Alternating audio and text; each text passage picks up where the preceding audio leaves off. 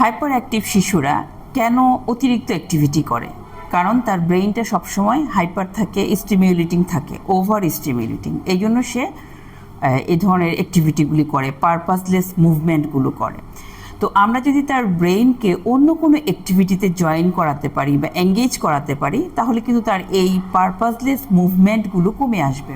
সেক্ষেত্রে আমরা কি করতে পারি? সেক্ষেত্রে বাসায় বসে ঘরোয়া পরিবেশে যে কাজগুলো তাকে দিয়ে করাতে পারি, তার মধ্যে 1 নম্বর হচ্ছে চাল এবং ডাল। অল্প কিছু চাল এবং কিছু মসুরের ডাল মিক্স করে তাকে বলা যে এগুলো আলাদা করো। হ্যাঁ, দেখি তুমি কত দ্রুত আলাদা করতে পারো। ডালটাকে আলাদা করবে, চালগুলো আলাদা করবে, এবং খুব মজা করে বলতে হবে যে দেখি আজকে তুমি কত দ্রুত বা তুমি পারো কি না এটাকে আলাদা করতে। 1। 2 নম্বর হচ্ছে যে একইভাবে আমরা মুড়ি, খই একসাথে মিক্স করে দিতে পারি যে এটাকে তুমি ডিফারেন্ট করো। 3 নম্বর হচ্ছে তাকে দিয়ে ড্রয়িং করাতে পারি, হয়তো কোনো শেপ তৈরি করে দিয়ে সেটার ভিতর কালার করার জন্য। প্রথমে কালারটা নিজে করে দেখিয়ে দিতে হবে, তারপরে বলতে হবে যে সার্কেলের ভিতর তুমি কালার করবে, কালারটা যেন সার্কেলের বাইরে না যায়, তার মানে তাকে অ্যাটেনশন দিতে হচ্ছে।